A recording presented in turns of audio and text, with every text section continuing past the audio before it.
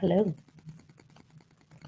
Did I read that right? That we have 181 episodes. So is it 181 Just the show. just the haul Just show?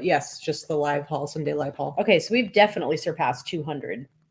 Total? Yeah. Well, yeah. We did like a million other shows too. I was just curious. I don't We have pay a lot of attention to this videos. shit. What? Inappropriate. We're not even a minute in. Oh, they're going to censor us. No, we might not make that $4 a show we make. What's happening, everybody? Welcome to the show. This is a Sunday live haul, and this is our look at us doing a show a couple of weeks in a row. We're not going to be doing a show next week, but anyway, guys, welcome. This is a regular Sunday show. If you've never watched this before, I'm Katy. This is Vikki, aka Victoria, when she wants to be taken very seriously. Occasionally. AKA spent one day in the sun and now her makeup's too light for her face. AKA Giggly McGee. AKA my fiance. So hey Sandra, Wicked Reseller. Haven't seen you in ages, my friend. Nice to see all of our friends in the chat. Welcome in, everyone. And Diane, I'm alive at the live show. So it's nice to see everyone. No, Dana, my hair is not red. It is my normal pink. I think it's the lighting in here. I just had it redone. It's the lighting just makes it look red, but it's just the lighting, all of this natural sunlight is what it is. But yeah, it's just the light. Yeah. Anyway, good to have you guys here. We have a lot of announcements at the top of the show. We have a lot of things to get into at the top of the show. Why don't we start with the really good news about our friend Greg, who's in the chat. Dupage Pick Air. I know. When you can take it away. Yeah, so Greg has allows me to share his information, but many of you have been following along, contributing to the GoFundMe. First of all, I just want to let you know that the link to the GoFundMe is below the show. Continued support is always welcome and still necessary. But Greg Dupage Picker has been battling cancer for the last couple of months, and I just wanted to give you guys a little bit of an update. There is an update that is linked to the GoFundMe account, but just to let you know, he is in the middle of his third chemo round or third chemo session, and the oncologist has claimed that he is in remission after the first two sessions. And if he is still in remission after the fourth chemo round, the doctor's going to call it. And by late June, he will be on once a month checkups for 3 months and then once every 6 months. So, going through chemo, those of you, I'm sure there is nobody that does not know someone that has gone through this if they have not gone through that themselves. But going through chemo is very, very difficult on your body. And what they've done for him is nothing short of miraculous. It looks like he's going to be in the clear, God willing. And it's just going to be a couple more months of battle to get through it. And just so you know, I mean, he's lost 55 pounds. He's lost a lot of strength and he's pretty weak. Which if you know Greg, 55 pounds, that's a lot. Like, yeah, dude, you're not a big dude. So he was not a big guy to begin with. So 55 pounds is a lot. It's exhausting just to get up and take a shower. And it takes a lot out of him. So he needs to work on rebuilding his strength and gaining some of that weight back. And all of the things that come with your body being destroyed by the chemo that is trying to save you. So all of this is really good news that he is responding well to the treatment as expected. And everything is looking on track that he is going to make a full recovery, we hope. So, and maybe just maybe we might get him here in September. We might get him to move to Vegas. Yeah, he's still working on work. Yeah, he said I was 239 pounds. Yeah, you're about what, 5'10", 5'11". So, I mean, okay, so maybe a couple of pounds over the technical weight where you're supposed to be, but by no means were you a big guy to start with. So 55 pounds is a lot of weight on someone that's of average frame size. Yeah. So Ginger, handpicked, you've been battling leukemia since September, and Greg is also battling leukemia. So God bless you in what you're going through right now. So we just wanted to give you an update that this is some really good news. In the meantime, we do still have this GoFundMe going. If you cannot spare anything, I know time is tough for a lot of people. Please feel free to share the GoFundMe, and you never know who might be able to contribute. Obviously, being as weak as he is and physically trying to recover, there's not a lot he can do for his business and bring in income. So this is keeping him afloat and paying for, storage facility and all of those good things so that he doesn't lose his business, so that he has a business to go back to when he's ready to go dive back into it full time. So, all right. Lots so of good update. Great comments in the chat here. Everybody's super supportive. We all love Greg. I mean, come on. So next up on our list is Florida. We are leaving to Florida very early Thursday morning, and we will be there until the following Tuesday evening. Yep. And so we are going to be hanging out with Casey and then with Ryan and Allie. But you put together a hangout, a meetup for the 21st, which is next Saturday. Yep. If you want to talk about that. So yeah, also link in the down below this video, there is a link for you to give you the information about where the meetup is, what time it is, and please to RSVP. We do have limited space for the area, but there's still plenty of space there if you'd like to attend. It is in the Wesley Chapel area, so right outside of Tampa, and it's just a casual meetup. It's going to be fun. It's going to be fun for resellers to meet other resellers, hang out, have a cocktail if you'd like, have a glass of water, whatever, have some soda. It's a nice, beautiful outside space. So it is Florida. It is hot. Dress appropriately. But there will be plenty of shade. And you can swim if you want to. I'm just saying. You can. If they want to. I am not going to be swimming, but you can certainly swim if you'd like to. So the link is there. It gives you the address and all that kind of stuff. It is a space that Casey has secured for us. And eBay is sending some swag, so we'll have some cool. I don't even know what it is. I don't even think Casey opened his stuff. I had them send it right to him. They actually already sent it. We did see the boxes. So I am looking forward to meeting some people that we have not seen in person, and Robin is one of them. Robin and Dreamy Eye Joe. I am so excited. I can't wait to meet you guys in person. Obviously, we already feel like we know you, and I'm sure vice versa. But it'll be nice to actually give you a big hug. Absolutely. Okay, next up, I mentioned this last week and I'm going to mention it again. Whatnot. I have my first sale, guys, day after tomorrow. I'm kind of nervous about it. Not so much because I'm nervous about being like on camera. Obviously, I don't care about that. But it's just with Whatnot, like you can't practice beforehand. So it's basically like your first sale is when, even though there's instructions, it's your first time figuring out, okay, how do I use this camera? Yeah. How do I set the timer? All that, all that stuff. Like, I don't know. You just kind of, you get used to it while you're doing it. So I'd love to have support. I do have a link below, referral to, if you don't have Whatnot, if you're not signed up for Whatnot, go ahead and use that link. And then there's also the link to my actual sale. So you can go ahead and follow me and actually bookmark that sale to make sure you don't miss out. It's going to be at noon. I'm also tomorrow on this YouTube channel, I'm going to upload a shortish video, preview video, and I'm going to show all the stuff I'm going to be auctioning off, which it's going to be 50 items. 95% of it's vintage. There's some really cool stuff in there. And I'm also going to be doing 3 giveaways. 2 of them are going to be for, you don't have to buy anything. You just, if you're watching the show, you just enter the giveaway when I do it.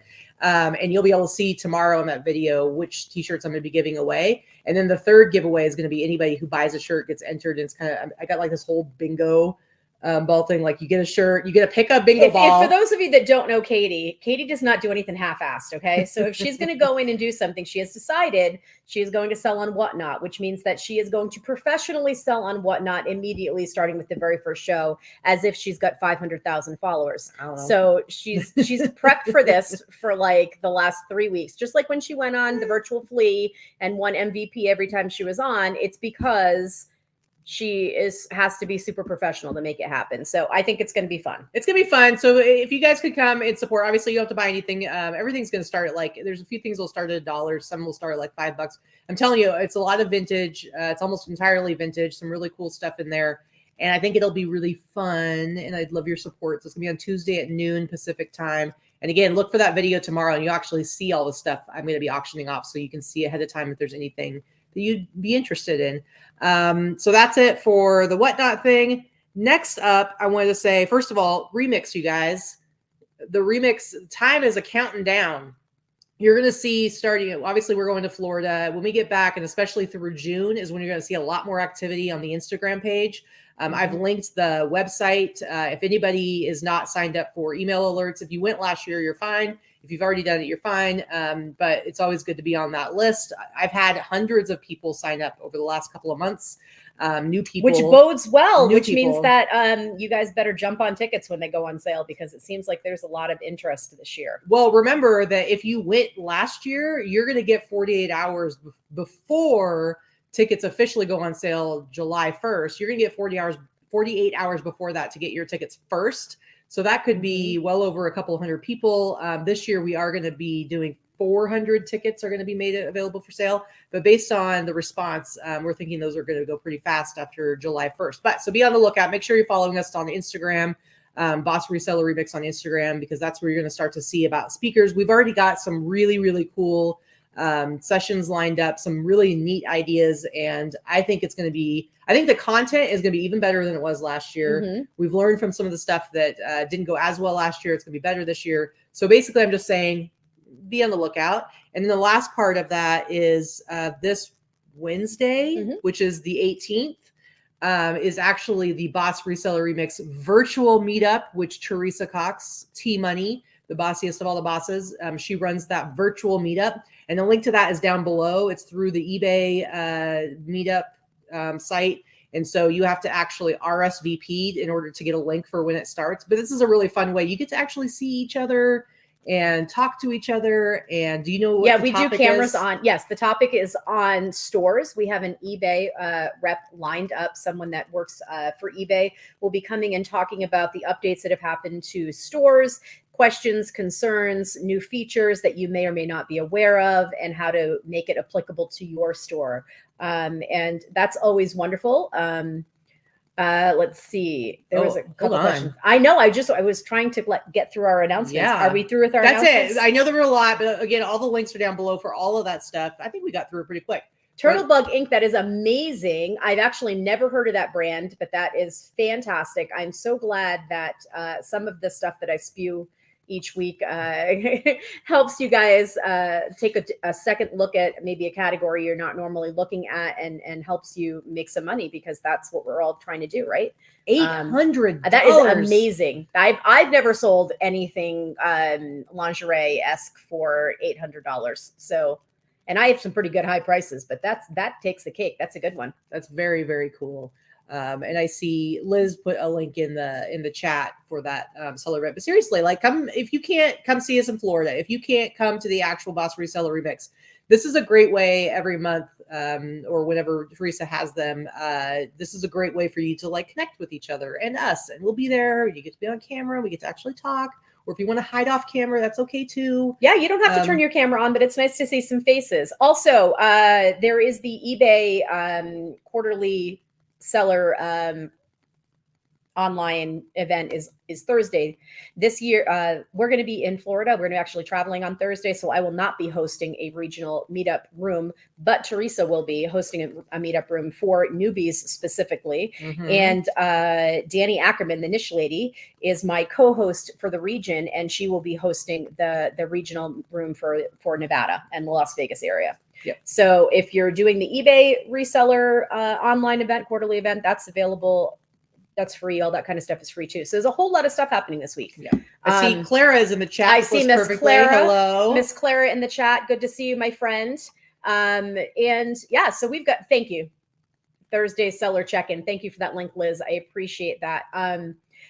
Anyway, I feel like we've had an awful lot of announcements at the top of the hour. Seriously. So this is our regular Sunday show. We break it up into 3 parts. The first one, we go over our real numbers for the last week, our gross numbers across all of our platforms, and some of our costs, particularly our cost of goods, shipping, fees, all that kind of fun stuff. Middle part of the show, we look at some sales highlights for the last week, some of the cool stuff we've sold or interesting or educational. And then the last part, we actually do a haul. I just want to say that when we do our first part, our numbers, speaking of List Perfectly, pay very close attention to Vikki's number breakdown, because let me tell you, I'm going to talk about it. I'm going to talk about it. So just stay tuned here. But yeah, okay. So Diane is in the chat. Her and Trish Glenn will be hosting the New England chat on Thursday. If you want to hear people talk about pocketbooks and just make fun of Trish's amazing Boston accent, then you want to be in that room too. You don't have to be in New England. Pop around. You don't have to be a New Englander to pop into the New England group. Thank you, Turtlebug Inc. I appreciate the super chat. I'm glad that some of what we talk about is actually put into practice by you guys. It makes me feel good. That's why we do this show. We do this to help educate and share with the community and help you guys understand that there are many, many different levels of resellers out there, and you can do things your own way and still be successful at it, whatever your version of success is. So we try to give you some tools and some knowledge to expand on your own individual success. So let's get to it. Super chat, super chat. Oh, it's been a long time. Thank you, Turtle Bugging, for your super chat, super chat, super chat. Join in. No. Thank you, Turtle Bugging, for your super chat. What? No. No. So rude. That's the first super chat song that she's done maybe this year. I was feeling it. In the moment. So somebody did say last week, somebody commented and said they love our show, but we did do a lot of interrupting and talking over each other. Let me tell you, we both love to talk. I'm going to try to do better this week, okay? Because I'm sure it can be really obnoxious when you're trying to listen and there's constant interruptions. Believe me, I know I'm terrible at it. And also, pretty bad too. Anyway, somebody suggested we have a talking stick. I would just beat her with it. So I can't do that because my dad used to do the talking stick, which basically was just to make the rest of us shut up. And that's not a good memory there. PTSD around that. Okay, let's go ahead and look at our numbers. Let me pull this up and I'll do mine first. Mine. Yeah, that was squeaking by. Not a great week. I've been squeaking by for a while. I gotta say, part of it is, we've been doing a lot of stuff. I haven't been had as much inventory to list, and so I've fallen by probably 100 listings in my inventory. I feel like every time I do a batch of new stuff, it's I barely have 40, maybe 50 pieces. I will say, I just finished up photographing and measuring 102 new pieces. So I know I'm not gonna be able to get a whole lot done before we go to Florida, but that's going to be going. I already have 75 more pieces for the next time. So I just need to ramp my numbers up because you can really see it. You need to spend some time selling. Hopefully you have a successful whatnot sale. So rude. Anyway, guys, this is last week ending yesterday. 13 eBay orders, 10 between Etsy and Thrilling, with 5 of those being Thrilling. Nothing on Instagram. 2 on Grailed, nothing Mercari, 25 total outgoing orders. That is so sad. That should be a Monday for me. That would be a very happy Monday for me. eBay, barely over 1,000, $1,039.62. Etsy and Thrilling, $895.96 with 600 of that being Thrilling. You know what? I cannot stand Thrilling. I've got to tell you, but I do like the sales when I get them. Instagram, Same. Nothing. And then Grailed, $185. So squeaked by with a little over 2,000 with 2,120.58. My shipping a lot lower because I didn't have a whole lot going out, $115.27. You can see the breakdown of fees there. My COGS not so high. Vikki's COGS are actually higher than mine this week, which does not happen often, but $230. So my net total sales, $1,551.05.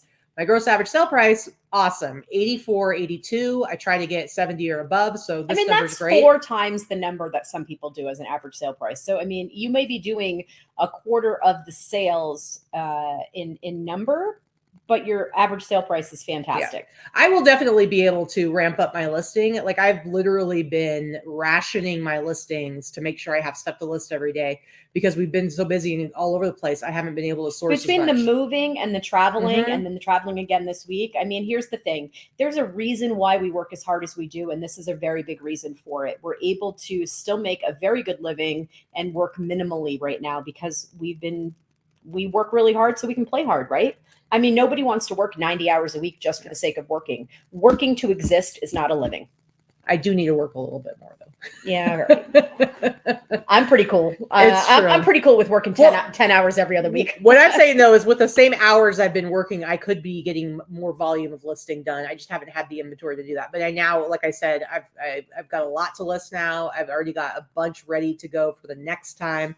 So I'm good. My net average sale price, $62.04. Now, if anyone still wonders about cross-posting and issues around cross-posting and why should I be cross-posting, let's just look at Vikki's numbers. Yeah, I'm going to say that before we get into this I'm not just saying this, as you guys, anybody that watches the show knows that we talk about List Perfectly a lot anyway. I'm not saying this just because Clara's in the chat or was in the chat. That's not, it's called, I think you guys know that. Taking advantage of a segue. But here's the thing. I have 27 eBay orders. My eBay is hovering at about 50% of what it was 18 months ago. I have 18 between Etsy, Thrilling, and Depop. 11 on Etsy, 5 on Thrilling, 2 on Depop, 26 orders on Poshmark. What in the what? Listen, we all know how much I hate flipping Poshmark, but I'm beginning to like it just a little bit more because it shows me the money. 5 orders on Mercari for a total of 76 for the week. So my eBay gross sales, 1558, that's weak sauce. That's total weak sauce. So my eBay should be $3,000 or more a week. Mm-hmm. She regularly used to get like 4,000, even 5,000 in a week. Just so I'm gonna tell you, first of all, anybody that says, "Oh, it's your things, your listings are not great," blah blah blah, I don't want to hear any of that bullshit because I'm selling the same stuff on every other platform. It's not my listings because other people want to buy it other places that have far smaller audiences. Mm-hmm. It is the site. I don't know what it is with eBay, but eBay's been broken the last couple of years. And as I've said, if you are not cross-posting to take advantage of the sellers migrating to other platforms, you are missing out on sales. So I did $1,558 on eBay, about $1,100 between Etsy, Thrilling, and Depop, $1,238 with Poshmark, $214 from Mercari. That's $4,105 total gross sales for the week. My shipping, $285, and then it does the breakdown of all of my fees there. And my cost of goods, $246. You know I don't pay more than $2 to $3 per item. I have a couple of items that I paid up for in this that sold in last week, but not very many. So my total net sales over $3,000 this week. I'll take that all day long. My gross average sale price, because I don't pay up and I don't pay up the way Katy does, I'm pretty happy doing $50 to $60 for my gross average sale price. And I'm right there in that pocket, $54. So it was a really good, it was a very good week. Although if you were just to look at my eBay numbers, you wouldn't know that. So when my other platforms are doing more than twice as well, twice as well as my eBay platform, that kind of tells you some stuff. It's the same items. It's not that my items suck. So where does that leave it? Absolutely. So I see a lot of people in the chat are talking about sourcing on other platforms. Let me tell you, I have a lot. When we get to a haul, I have a lot of items I source on. I went crazy last week and ordered so much stuff on Whatnot. Because you do find some crazy good deals and some stuff where like nobody else seems interested in it. And so I was having a lot of fun. Now I will say at one point I had to go like, okay, I think I need to stop now. I think I ordered like 30 to 40 pieces on Whatnot. Cause it's like, especially if you find somebody where they have a lot of stuff that you like, it's like the first item is like $4.50 to ship. And then everyone after that's $1. So then you're like, well, I'm practically free shipping. I got to keep going. So I did find some really cool stuff. And a lot of people are not looking to make the profit margins that you or I do. So if somebody's able to pick up items at the bins, say, and they pay 50 cents to $1 for an item, they're perfectly happy selling it for $10 if they're going to flip it fast, especially through the magic of Whatnot and live selling. You're not, yes, they're paying fees on it, but they're not taking the time to list and write out a listing and write down all the measurements and all that kind of stuff. It's a much abbreviated version. Yep. So somebody that might take $10 for something that you're going to turn around and sit on for a few months, but sell for $75. It's a no-brainer. I see Sandra says that, Sandra's clearly going crazy on the Whatnot for the sourcing. But let me tell you, they definitely are bringing people on that have like a following because they want you to bring people to the site. But where Whatnot is right now, anyone could start. And if you have a good personality and you've got some good stuff to sell, you will grow an audience because there is visibility. You will grow an audience. And there are lots of people on there who are making crazy amounts of money and they're not selling stuff for $2 and $5. They're selling stuff for $100, $500, $1,000. There are people making a lot of money on there. It's about building your audience. And like I said, anybody can do it right now. Yep. Anybody.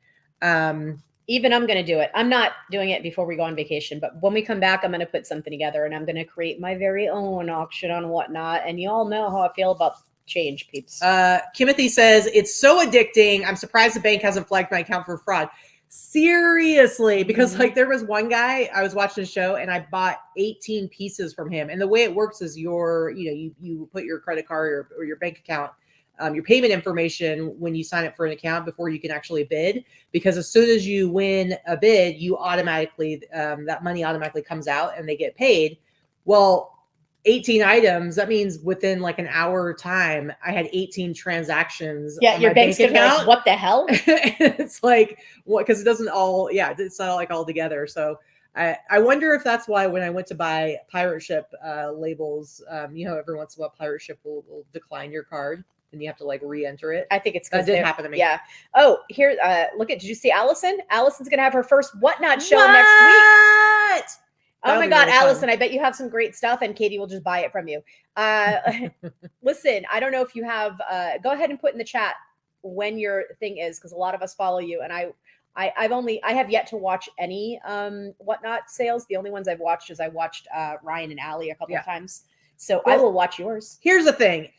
We've said this before, but if you're not following Big Drift Thrift on Instagram, I don't know what your problem is. She's super fun. And it's crazy to see all the stuff that she picks up in Alaska. We're pretty sure she's the only reseller in Alaska. She's got to be, because she's getting all the good stuff.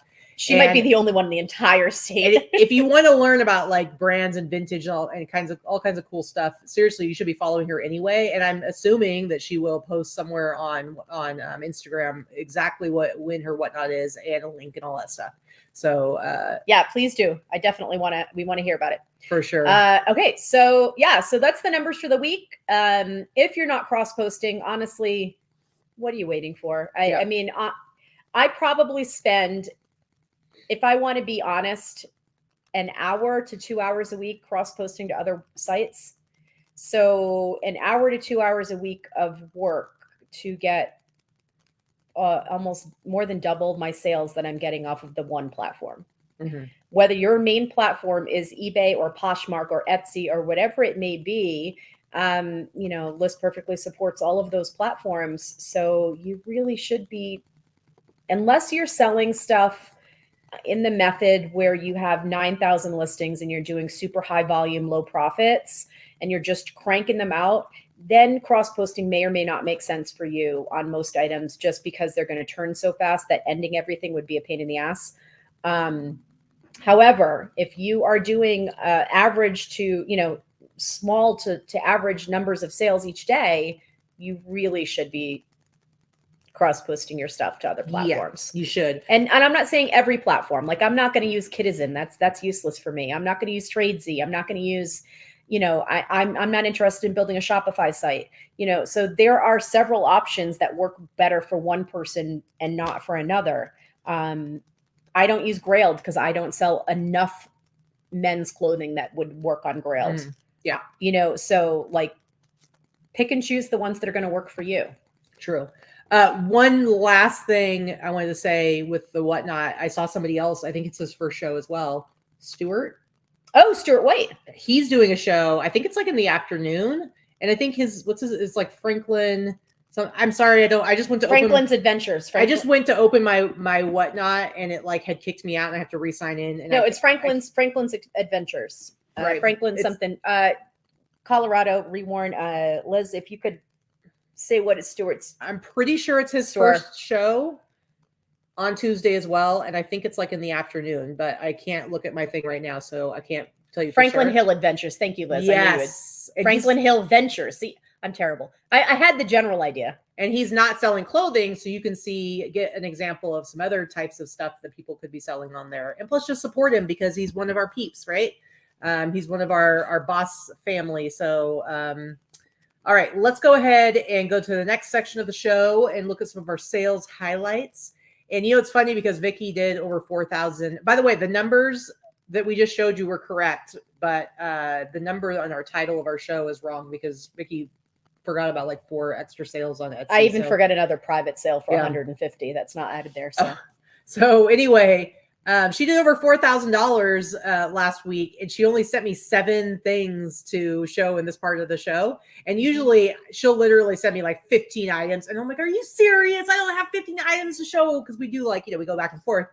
She only sent me 7. And I'm like, oh, clearly you must have had like a crazy amount of just like kind of. I did. I had a lot of mediocre.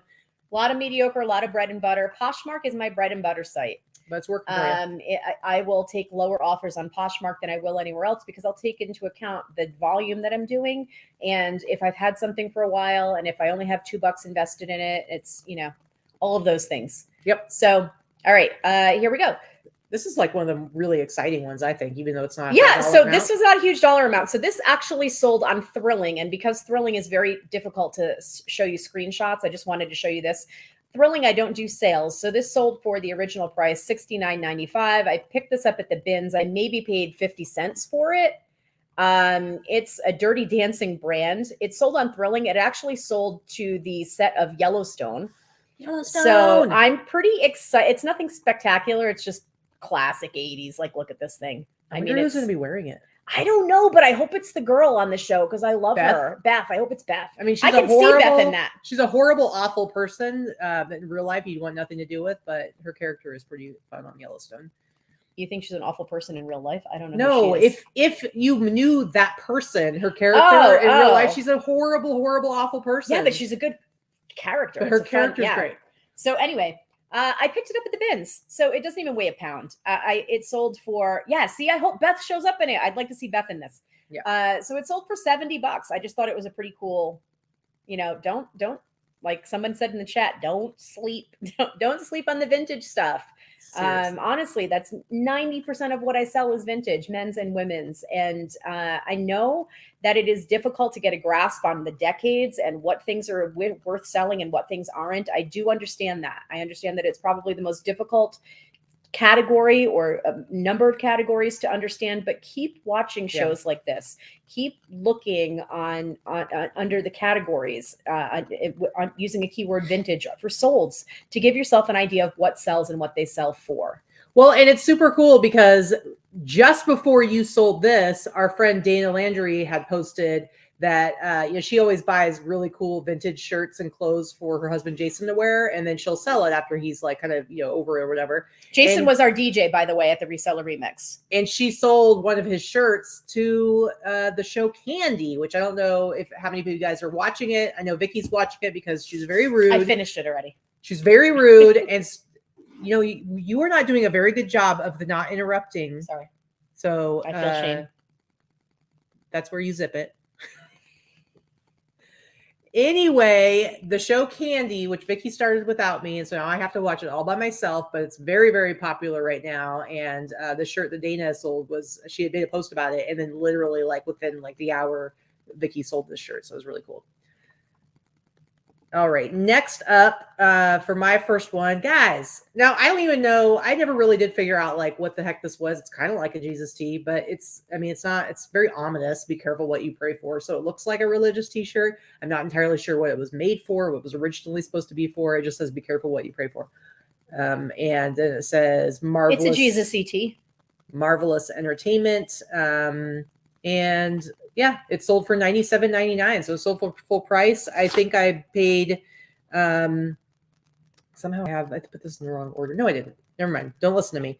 It sold for $97.99 and I paid $10 for it.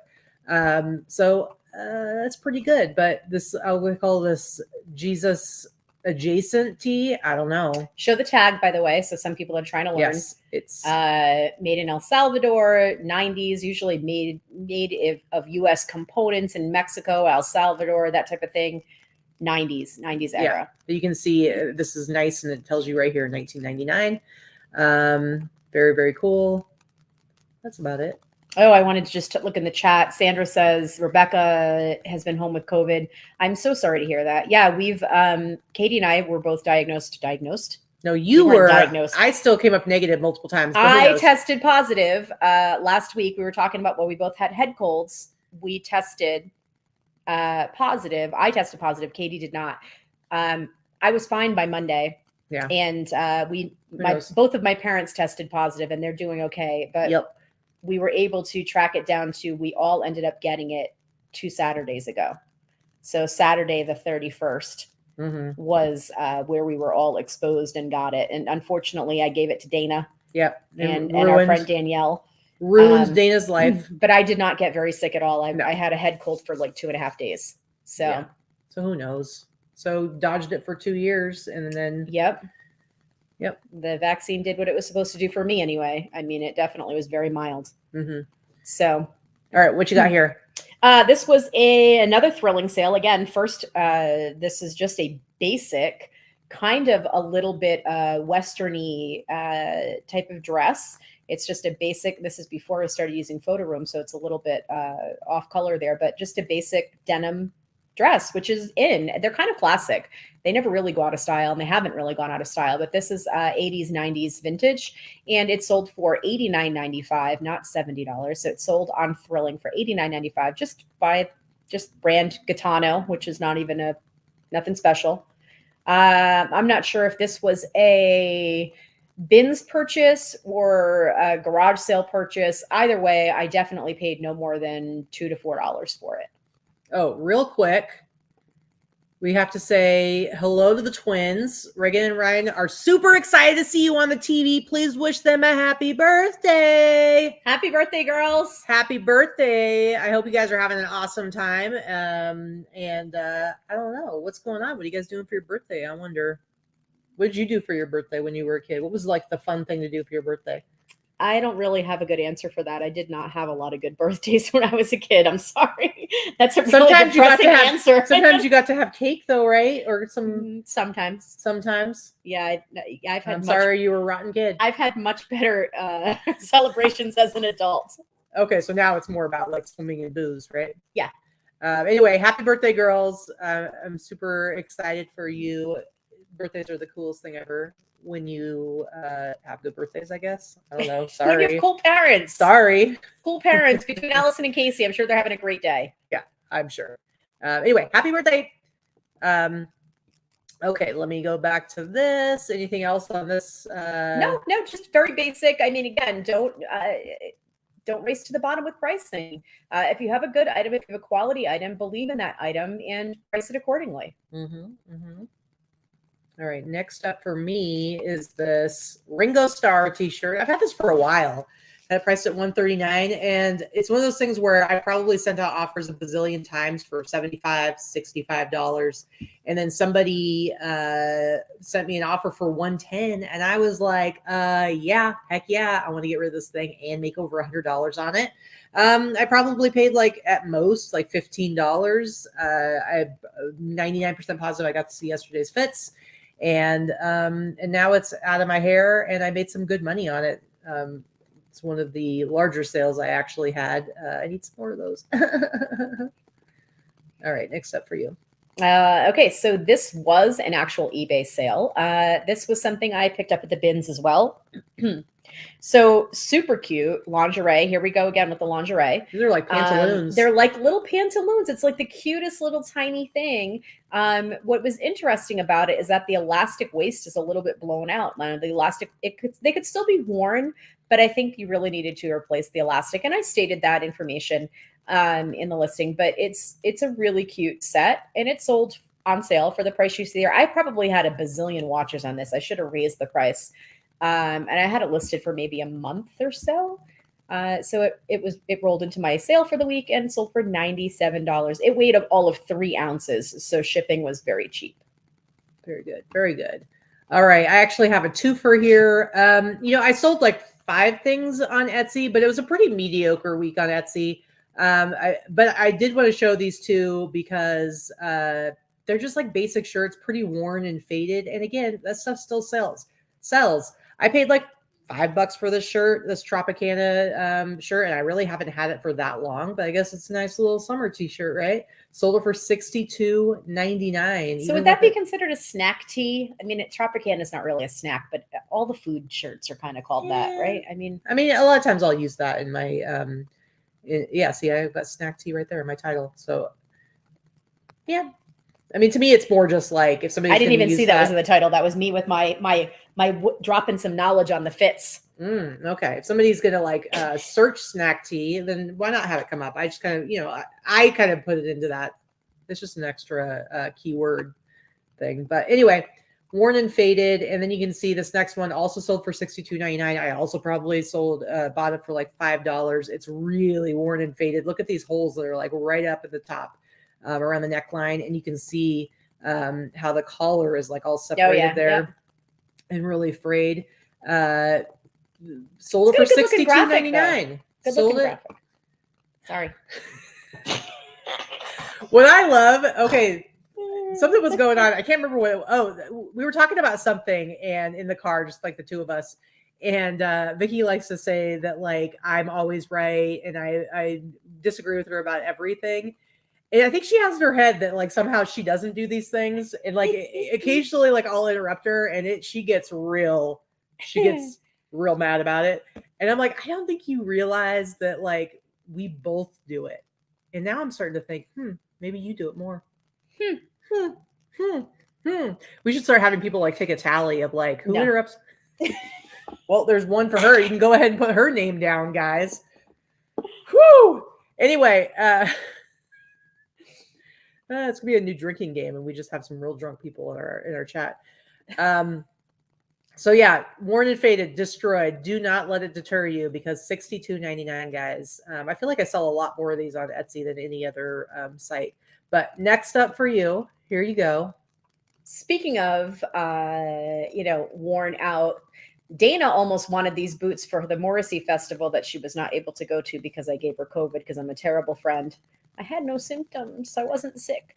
Anyway, I picked these up at the bins. They're big, they're heavy, they're these huge platforms. And this brand is not a great brand, but there were some really cool, these are cool looking boots on the outside. If you look at the inside though, you can see what I just showed there. Their exterior was in very good condition. They're suede boots, but the interior of the boot is peeling extensively. I think I was pretty, honest about that. So now when you said, speaking of worn out, were you referring to the boots or Dana? Rude.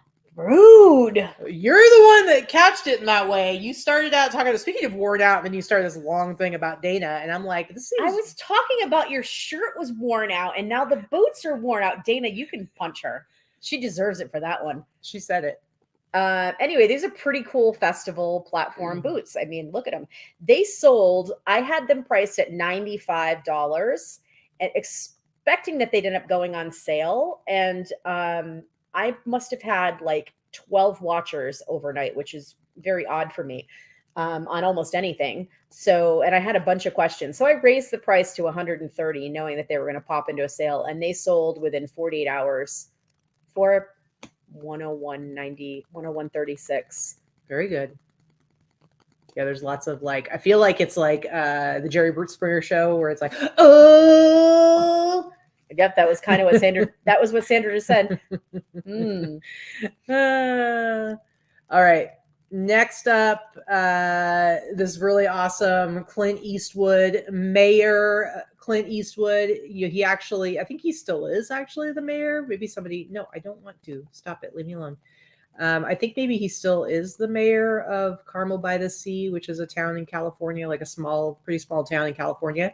Anyway, I picked this up for about $20. Got this from Jesse at Yesterday's Fits. That's a cool shirt. I love it. I think it's super awesome. I've had it for a little while, but I wasn't going to let it go too cheap. And it sold on Grail for $158. And I was like, heck yeah. So just a nice little, I only sold 2 things on Grail this week, but this was a good one for sure. That is a good one. Yeah. Oh, we got, Dana's getting out the knives. She's not even responding. It's just knives, just multiple knives, which makes me think, Totally. Yep. All right. Next up for you. So Tory Burch is one of those brands, unless it's a handbag or certain types of shoes, that's a little bit jump the shark.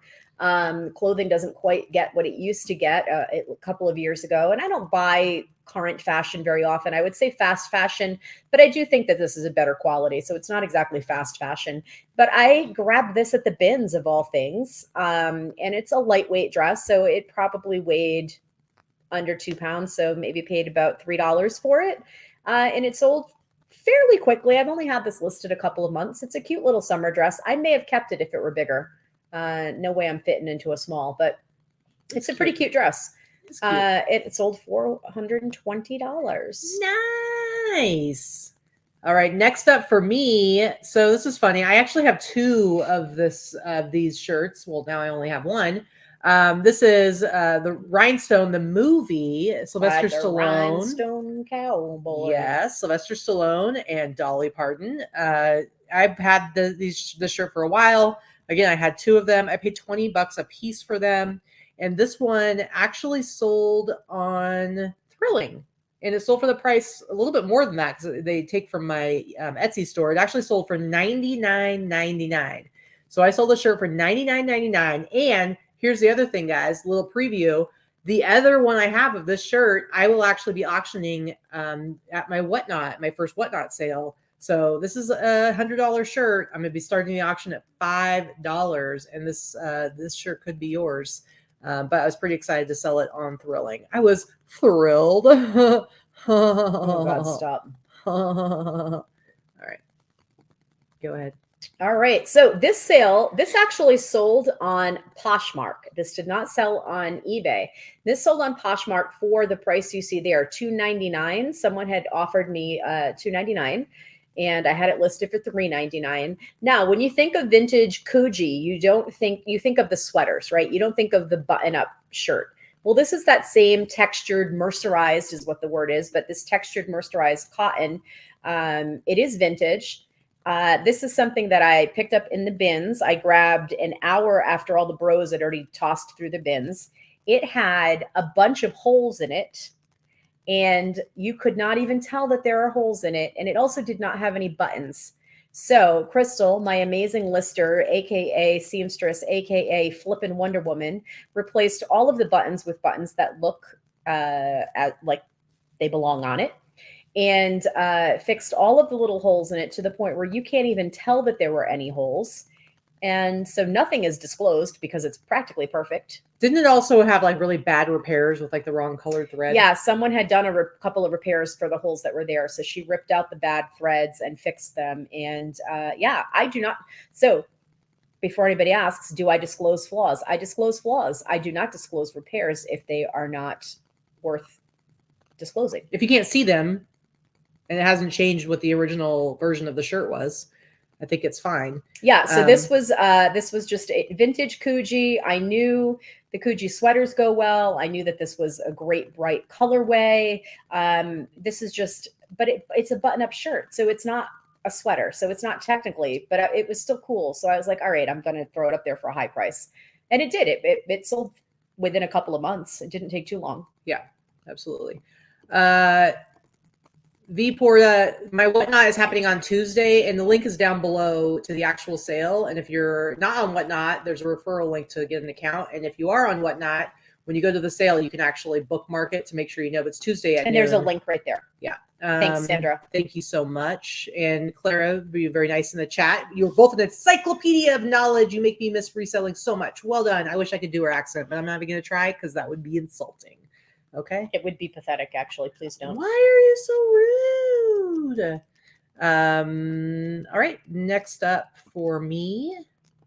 So I love this. I really like anything Olympics. And I will say a lot of times I found that Olympic stuff used to sell faster. I would say a few years ago. It doesn't sell as fast anymore, but I still can't resist picking up stuff that I think is cool. And so I had bought this online from my super secret online source, paid like $25 for it. It's a sleeveless hoodie. It's so cute. It's this little pink hoodie. It's so 80s. It's so 80s looking. From the 1984 Summer Games. It's just like a really cute little zip up hoodie.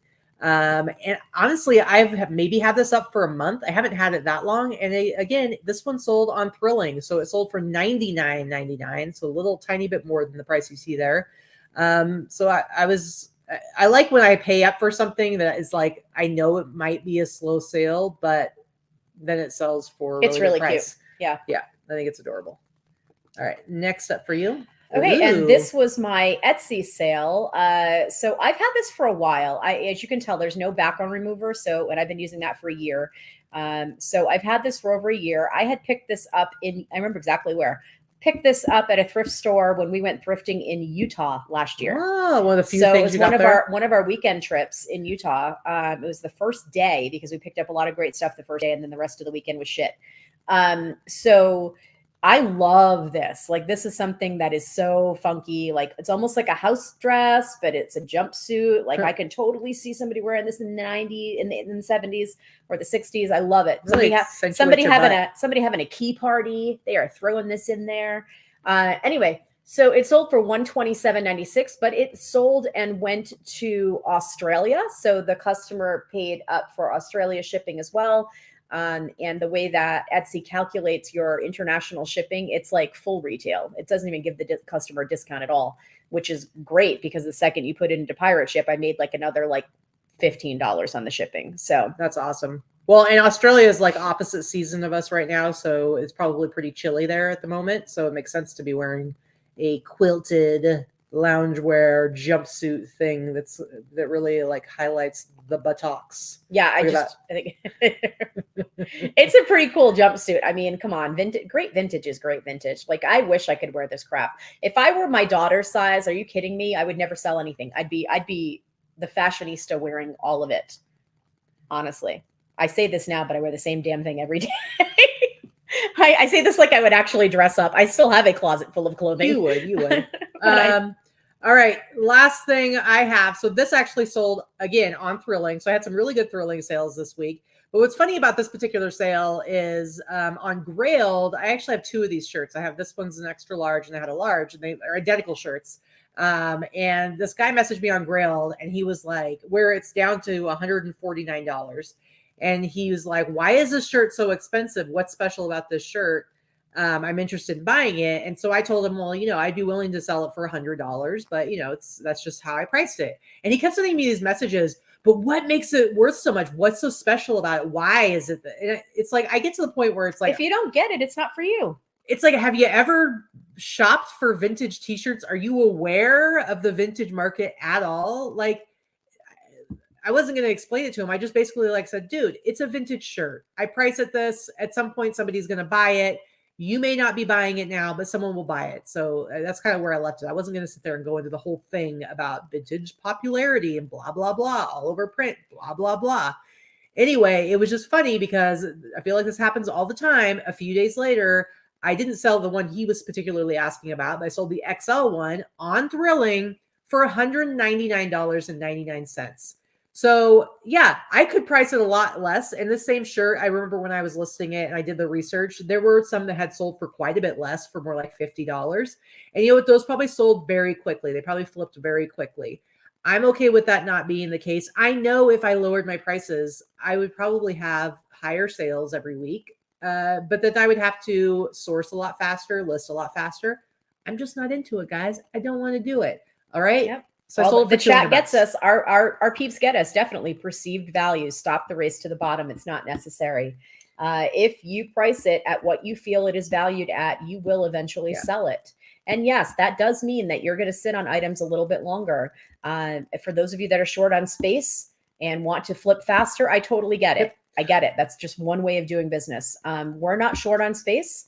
I mean, it's all about what kind of model you want. Like Barry, Afro Vintage, is also on Whatnot. He's killing it on Whatnot. He's done like over 1,500 sales on there. I watched the sale he did last week. It was all vintage hats, and he did it like it was like winter picks.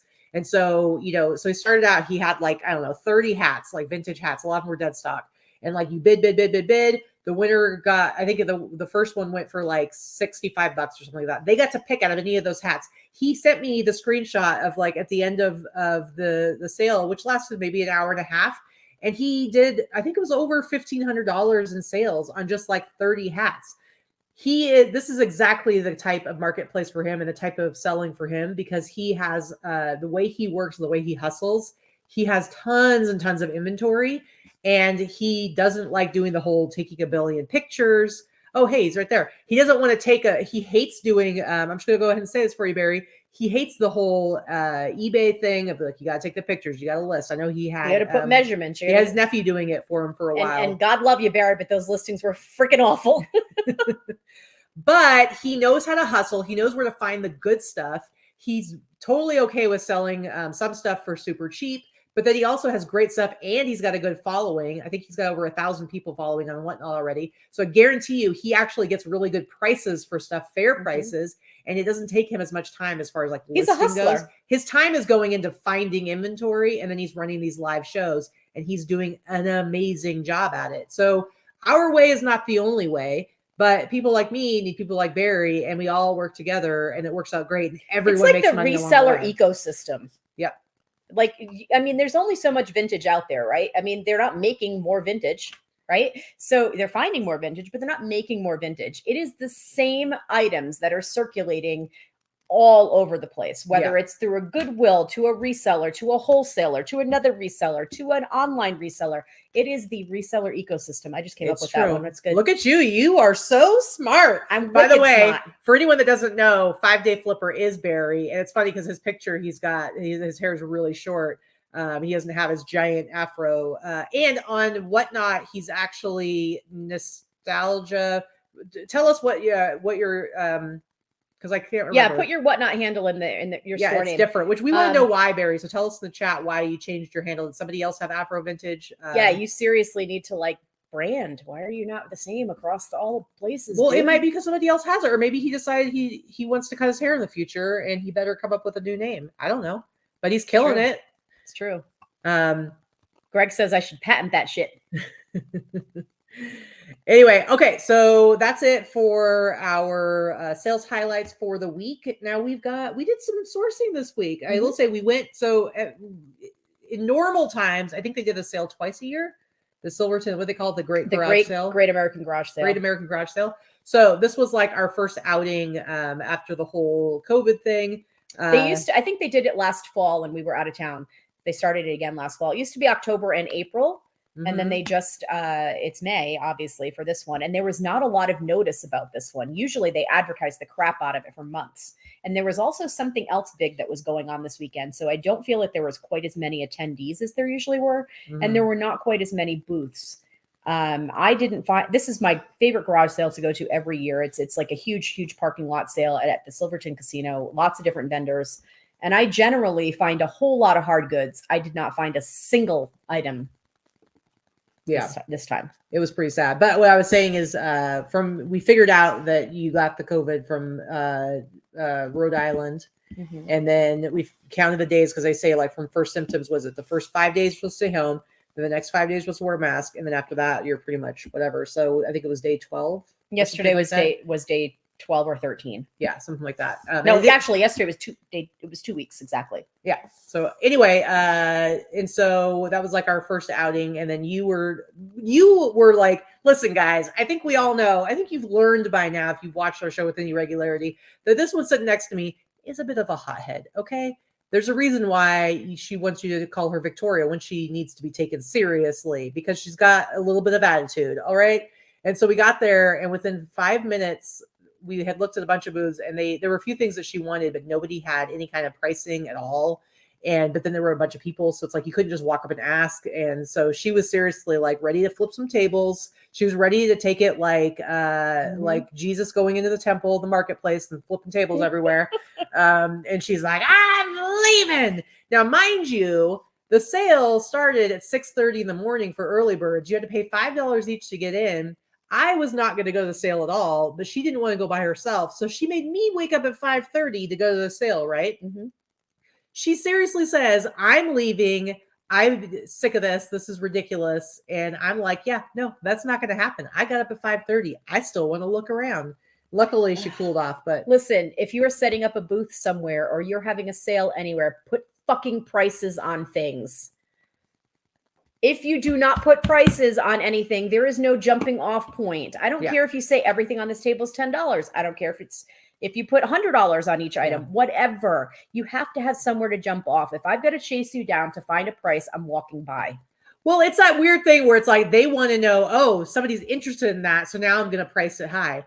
It's like, come on, like that's just silly. Now I don't mind so much. Like there was one guy, which is weird because like a few years ago, last time I went, there were quite a few vintage streetwear resellers. There was literally like, I think only one booth, this guy Trey.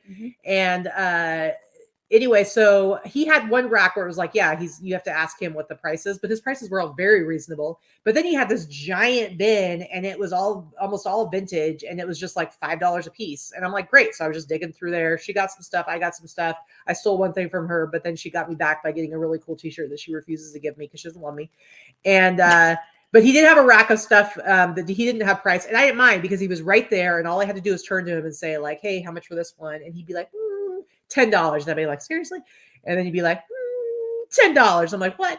And so I think there's one thing I paid up for, which I'll show you guys. But yeah, but honestly, you've got to start somewhere. Yeah. So you have to start somewhere. So I walked by so many booths that I had things that I would have been interested in maybe, but they had no prices on anything. And you've got a crowded booth. So I've got to wait now 15 minutes or 10 minutes to get your attention, ask you what the price is on something, and then maybe negotiate. And, what do you think it's worth? What do you want to offer me? Nothing at that point. Nothing is my answer.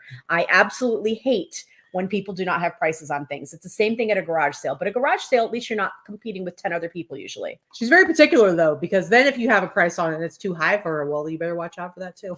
Not true. Not true. The guy with the clowns. There was some old, I'm going to tell a quick story. Not that anything's quick. Sorry. But yeah, like not, so there's one guy who had a bunch of vintage toys, right? I love vintage toys. So I'm looking in his booth and he did have prices on things. And I looked at a thing that he had under the table and it had a price tag on it for like $55. So I put it back down knowing I'm not going to pay that because that's about what I could get for it. So I'm going to pay $5 to $10 and I'm not going to insult you and offer you $5 to $10 on a $55 item. That means that's what you're looking for. That's not my price range. Yeah. So I'm going to keep moving. And he's like, well, don't go by the prices. I was like, okay, well, like that was the price you had on it. He's like, what did he say? He said something like, well, why didn't you go? You said, no, I think you said, well, maybe start with a real price. Can you start with a real price? Or she said it a little sassier than she said, right? Because, but he already was kind of being a dick. And so she said, well, maybe try putting a real price on it. And he's like, well, you can go look it up on eBay. And then she said something else and we walked away. We could hear him like, I basically said, way to sell your stuff, dick. That was exactly what I said. And then he was yelling stuff after us. So yeah, I mean, there was a chance that she was gonna, that I was gonna have to tell her I wasn't paying her bill yesterday, but we got through it. And then, needless to say, I did not buy anything from this guy, and I doubt anyone else did either. I bet he didn't do too well. He was like super angry. Conference, look it up on eBay. Like, okay, all right. Listen, yes, whatever it was, she was going to buy it and probably sell it for more than that $55 that he had priced on there. But it's a different marketplace. Like, you can't expect. You're not at eBay. You're not on eBay. You're in person. There's prices that you can expect in one venue that you can't expect at another venue.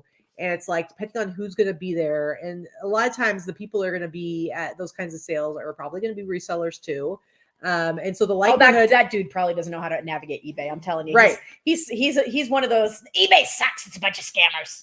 Like, I guarantee. He's one of those guys. But you gotta think like the likelihood that the right person's going to come along. You know, she might put it on. Let's say she put it on eBay for $55 or whatever price she's going to put on it. Then she's going to sit on it for a while. Maybe it'll sell within the first week, but more likely it's going to take a few months to sell. Yeah.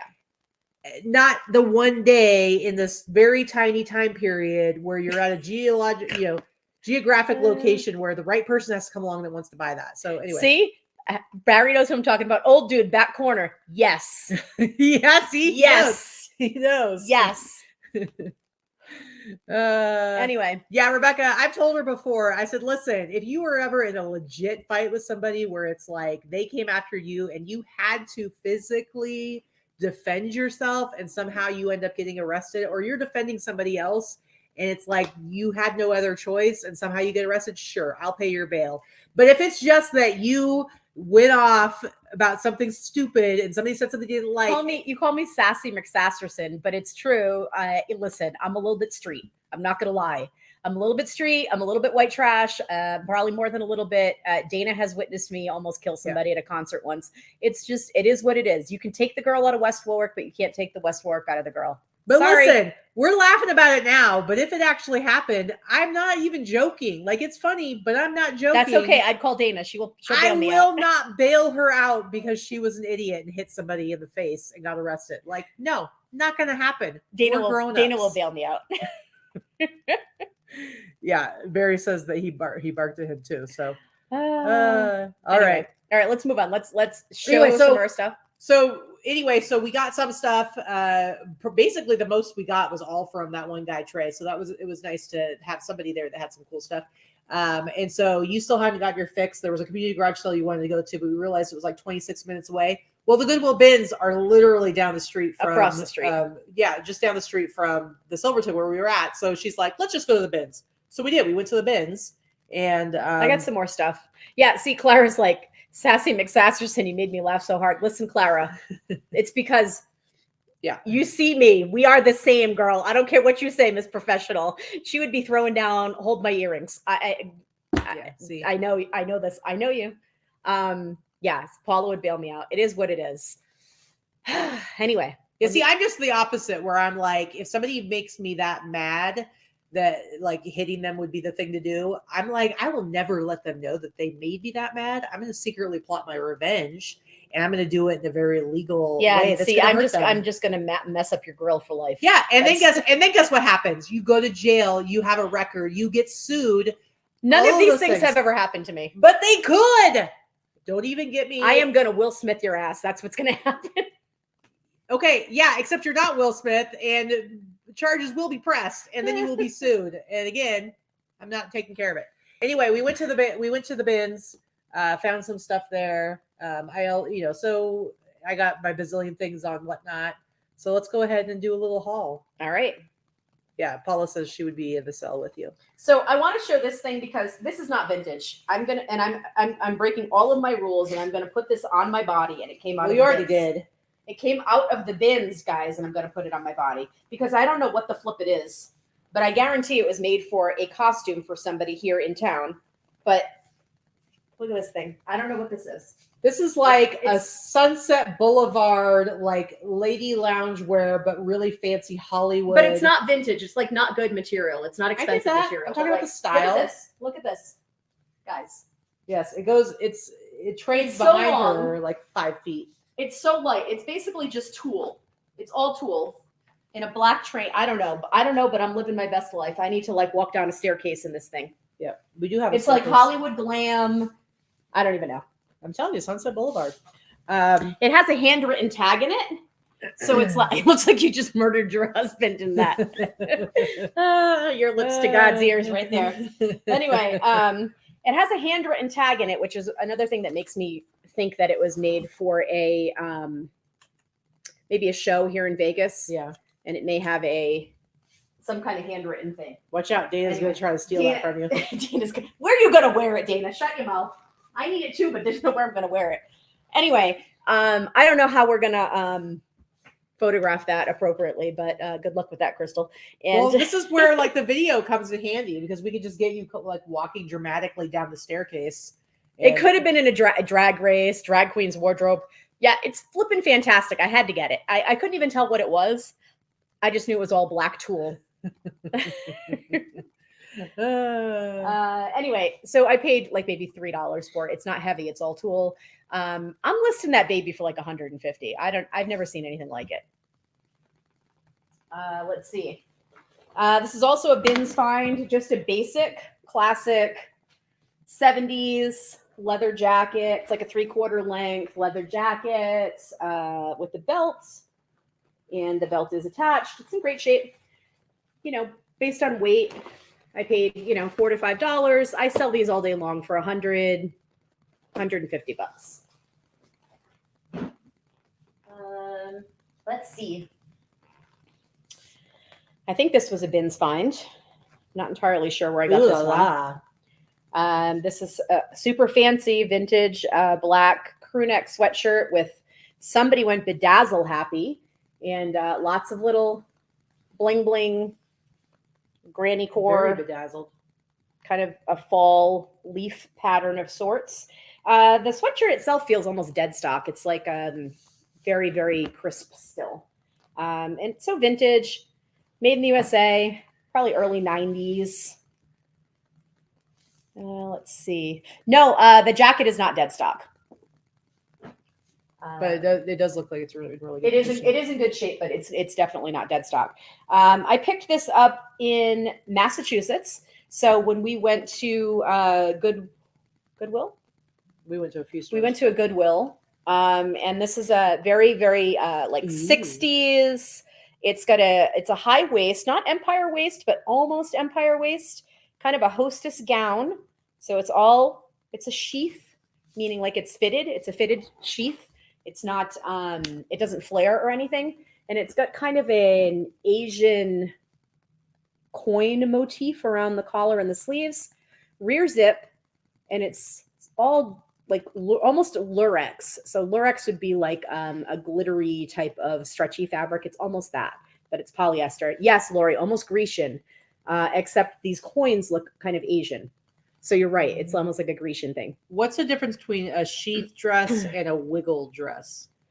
So a wiggle, kind of fitted? Yeah, a wiggle is fitted at the waist and the hips. So think of a wiggle being fitted to a woman's hourglass shape. So it comes in at the waist. Okay. And a sheath is a straight, think like a pencil skirt, but a dress. So a sheath does not come in at the waist. A sheath is straight down. Okay. So, I mean, I knew that. I just figured somebody out there might want to know. yeah, you knew that? You're wicked smart. So this was I think I paid $6.99 for this at the Goodwill right outside of Boston. This is when we were with Julie and Trish and Diane, and Julie scouted this out for me, and I will probably sell this for, this is another one, like, you know, my price points, like $99, $129. Those are my price points. Here's another one from that same Goodwill. This one I like a lot better. This is definitely an empire waist. Like, look, this one is very 70s. What's okay? empire waist mean? That's like that higher. Empire waist means it comes right under the boobs. Okay. That's pretty much it. And when you're giving measurements on a dress, you're going to want to measure that, because that's where it is the most narrow point of the dress, is like right under the boobs or the waist, depending on the type of dress that it is. You want to put that measurement. And if you're calling something an empire waist, you want to take the measurement at that basically the under boob seam and as well. So this one I paid $6.99 for as well. This has got like a surplice, if I'm trying to say it the way it's spelled, like a faux wrap front, and big zip in the back, empire waist. It comes right under the boobs, but it's this gorgeous kind of paisley orange and green, just like all 70s. This is another one where the color is weird when you're too close to the camera. Yeah. So right here, this is more accurate of the color on it.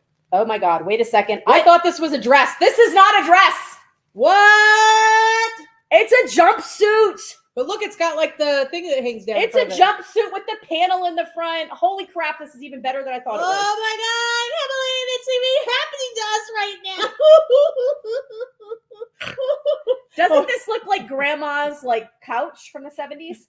Every grandma had a couch like this. With oh my God. plastic over the top. This is even more fantastic than I thought. Again, paid $6.99. This just doubled in price. If this were a dress, this would be a $99 dress. But as a jumpsuit, as a pantsuit, this is a $200 pantsuit. Hells yeah. Make it pants and it doubles in price. Why are you laughing? I'm laughing at myself. Oh. You're funny. Okay, so those are probably the most spectacular pieces that I have. I will show a couple more. This one was a bins find, vintage, closed casino, the Riviera Casino. I did just look this up right before the show, and these are kind of a dime a dozen, so it's maybe not even worth showing you, but I paid like $2 for it. I mean, I'm not going to get a lot for it. There's a ton of them, and they're not selling very high, unfortunately, because I think it's pretty cool. It's just a satin bomber jacket. This one actually has the collar is almost reminiscent of like members only, because it comes up real high. It's almost like a cafe racer. And then it has the 80s pleated sleeves. So this one will sell for like my pricing, $40 to $50. And I bet it's not going to sell on eBay, because there's a lot of them on eBay priced way too low. But it'll take a little while to sell, most likely. And then this one I picked up at the bins on Saturday. This is probably my favorite. Look at this. Look at this. Look at it. Look at it. This is a satin jacket. So the Zoo nightclub from the Nassau, Bahamas. But look at this graphic. How fun is that? Look at it. Look at it. I didn't look this up. I can't imagine there's a ton of these. And it's got the little, so this is a more basic satin bomber with like that little flannel lining inside. But the graphic is pretty. The graphic is pretty fantastic. This one I'm gonna price for over $100. It's just too cool not to. Yeah, satin bombers, they don't go fast. I don't think so either. It's funny because I don't really pick up jackets much anymore at all. And I love them, but you're right. It has to have a great graphic or be something really cool to sell. Recently, though, I had picked one up just because I think it was so cheap and I listed it and it sold within a couple of weeks. It wasn't even anything special. So honestly, it's just, who knows? Who knows? But they're definitely not generally going to be flying off the shelf. Let's see. Oh, I've got another vintage dress. This one came from Trish. Trish actually gave me a little bit of inventory when we were at the house. Now, this is just a very, very basic. The color, it's hard to see. It's like this day glow green. It's super bright green. I don't know why it is washed out. Weird. It looks like a turquoise. Can we get it close enough to even see? No. It is like neon 60s green. This is also an empire waist with a ruffle sleeves and kind of like this bib front here. And it's got a long skirt. This is full on polyester. I wish it ties at the waist. I wish the color was coming across. It is not teal. It is very green. Like a bright lime green. Yeah. So I didn't pay anything for this. This was a gift from Trish. This one will probably be, because of the material and stuff like that, probably like $79, $89 price range. Let's see. I've got a handful more, and then I'm going to pass this off to Katy. Yeah. So this was a bins find yesterday. This is men's, actually, just based on the way it. So I probably paid like $6 or $7 based on the weight. It has leather trim. It's totally 80s, partially sheep or shearling lined, and then the inside is like an Aztec print. It's a pretty long coat. Yeah. It has shoulder pads. I would picture this more on a woman, but this is definitely men's. I don't know. I couldn't leave it behind. I can't ever leave behind vintage. So this will probably take a bit to sell, but this will be around the $75 to $100 range. They charge shipping for that one. Oh, yeah. I do. Now, this is a similar one, also from the bins, but this is a women's denim jacket, vintage denim with like kind of like a what's the word? Like upholstery fabric, like a jacquard fabric or tapestry fabric woven into it and accented on it. So this one's probably more 90s. It's also got this like windbreaker shiny green material here. But this has got all different kinds of fabrics woven into it. Same thing, maybe like $100 range. Tapestry, thank you. You just gonna show all your stuff? Yeah, I'm gonna show all my stuff and then all right. yours. I'm skipping the St. John stuff. We all know to pick up St. John at this point. Yeah. If you find St. John, pick it up. I picked up 4 or 5 pieces out of the bins a couple of weeks ago. The bros don't care about St. John. They're going to pick up those t-shirts to flip for $30 when they could have easily picked up St. John to flip for $130. Well, but that's not their thing. I know, and I'm cool with that. This is a shirt that I picked up at the bins that I find kind of confusing, and I think Crystal did too based on the photos because we couldn't quite tell what to do with this. So here's the thing. It's all sequined. It's like a hoodie, sort of. And then it has these long sleeves that are also sequined with zip sleeves, right? And then, this is not it looks like it could be a hood, or it could be a hat, or it could be, Does it come apart though? No, it comes apart, but then it also. So then it could be like a neck thing. Like it could almost be like an extra collar. I don't know. But then it also, I don't know what the fuck is. It looks like it could be like a hat, and then I don't even know. I don't know. It's a pretty cool shirt anyway. Vintage, made in France. I haven't checked the brand or anything yet. I don't know if it's a brand that's worth, talking about, but that's it. Louis Marie, made in France. I don't really know. It looks like a cowl neck, yes, but I don't know what the heck is happening with it. It's not quite a cowl neck, but that's exactly where I was going with it. What in the strip hooker is I don't know what it is. Dude, if I could try this on to show you, I probably would, but my big boobies would ruin it. So anyway.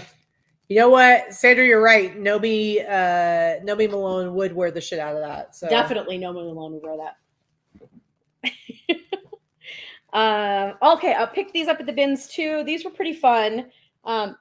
These are by Red Cap, which is a uniform company, and they're vintage Red Cap, but they look like MC Hammer harem pants. They're chef pants, and they've got peppers all over them, but they're vintage 80s, big baggy chef pants. I just think they're pretty cool. I'm gonna price these pretty high, like $75. Dana says she sold a dress of that brand for $150. Oh, see? I will look it up before I list it. I do when it's a brand I don't recognize. Yeah, just in case. When it says made in France, I knew it was designer. So the chef pants I thought were pretty cool too. Yeah. Spicy. Yeah. And then I'm just going to show you 3 more things, and then Katie can have the show. These are 3 things I picked up 12 items from the dude that was selling all the, what's his name? Trey. I wanted to say Terry. I knew that wasn't right. Selling all the vintage stuff. And these were all $5 a piece. He had a ton of good stuff. We got there early, and I think Katie and I cleaned him out of all the good stuff, honestly. Yeah, because then Britt messaged me later and was like, "Yeah, I went to the Silverton thing, and there's only one guy selling vintage, and there was nothing there that was any good." And I'm like, "Sorry about it." But that, you know what though, he kind of deserves it, because how many times has he bought a crazy amount of stuff from Barry or Yesterday's Fits, and then he sends me pictures after pictures after pictures of all these shirts that make me super jealous, and I hate him so much. See, that's what happens when you tell people your sources; they become your competition. Yeah, but I can't possibly buy all of everything that they have. I'm being sarcastic. But I can still be so mad. I'm being sarcastic. I hate them so much, Britt. Unlike Dana, who does not share her sources even with her bestest friends. Yeah. Well, because they're limited. I'm kidding. All right. Okay, so this is one shirt that Katie's jealous of, because Katie would have grabbed it had she seen it first. Well, I didn't have a chance because this one jumped in like, oh, now I'm buying men's vintage shirt. It's the only shit I bought. Why is the lighting so bad in here? We need to have like I don't even know. This is great natural light, but anyway, we've got, this is a vintage 90s rollerblade shirt, brand rollerblades, and it says Blast Gear, and it's branded rollerblade on the bottom, Rollerblade Inc. This, you can't tell, but this is neon. It's neon pink. I don't know why it's showing up like that, but it's vintage. It is single stitch. It is on a made in the USA, I don't know that brand. Oh, Gear something tag. It's very faded. But yeah, I think I'll price this around like $75. I love it. Yeah, see, Dana, I know that her source is limited, so of course she's not going to give it out. I'm only kidding. She knows I'm kidding. She talks about it all the time. She won't get over it, Dana. This is a shirt that's definitely dead stock. This is also vintage 80s? Late 80s? No, 90s. Early 90s? Yeah, she knows her tags better than I do. 90s. With men's. But Katie has actually sold this shirt before. This is some kind of like defense thing. I bet this shirt came from the same place. I got mine from Yesterday's Fits like a year ago, more than a year ago, because I had it when I was doing the virtual flea. It's not like a known thing. It's just a cool graphic. Yeah, it's a cool graphic, which I didn't buy it because of that. I bought it because it was a cool graphic and it was a vintage shirt. And she sold it for over $100. I sold it for $100 on Etsy. I'm going for $100. Yeah. I'm going to go for $100. She sold it for $100. I can sell it for $100. And then this one I picked up. This is going to need some work. This is going to need some bleach treatment for sure, which was going to fade this red quite a bit. But this is definitely an 80s. Actually early 80s, because it's a made in the USA tag that actually has the chest measurements, which usually indicates early 80s or even late 70s. But this is, me and baseball tees. I love me some baseball tees. So this is red, SOO line railroad company. So railroads, 80s, single stitch baseball raglan tee. Either this is going to end up in my own collection, or I'm going to bleach the heck out of it. It is pretty filthy. There's lots of yellowing, like rust stains on the bottom, it looks like. So I got to bleach the crap out of it. And then who knows what I'll get for it. $75, $100, something like that. I do want to say that the number. Rebecca of Hollywood Flats says, I'm in the SOO. I don't know what that means. I don't know, but I do want to say that the chest measurements, that it goes throughout the 80s. So when you see that like, if you're looking at like a Fruit of the Loom tag or something like that, you'll notice that into the 90s is when that kind of disappears and they just do the sizes. But again, it's kind of like the whole single stitch. It's not a set rule. Like there's double stitch stuff from the 70s and there's single stitch stuff from now. So basically what we're saying is it doesn't tell you anything. I'm pronounced Sue. I'm in the Sioux. Oh, good to know. I didn't know that. I've never heard of that. So where is that? I don't even know what state that's in. Yeah, I don't know. The railroad out of Minneapolis. Thank you, Crystal. Interesting. Very, very cool. Sault Ste. Marie, Michigan, and Sault Ste. Marie, Canada border. Very interesting. Thank you. Do you have anything else? That is it. That's all I've got to show. I do have some other things, but whatever. Katie can show her stuff. We've been chatting a lot, so I'll let her. You got your Facebook queued up, so you can go ahead and do some browsing. No, I want to try to read some of the chat that I've missed out on because there was a lot of stuff happening with the chat. All right, so I'm going to start out with a jacket that I picked up. I actually got this from Yesterday's Fits a few weeks ago. I had bought a bunch of stuff from, I think that this is some stuff that was like sitting in the back, and it's got some condition issues. I did have Crystal do a little repair on it. I was surprised though when Jesse offered to sell it to me for $20. I'm like, heck yeah. So I had to do one repair. It does have some other holes on it, but wait till you see the magic of this jacket, guys. It almost rhymes. Check it out. And this is a nice size too. It's XL. Now this is very red, although it shows it really crazy red in this, but it is very red. It's a Lamborghini jacket. You can see it's embroidered there. This is on this awesome, I love this tag. This is from the 80s, Style Auto. Very, very cool. Made in Hong Kong, very 80s. But wait till you see the back hit, all embroidered.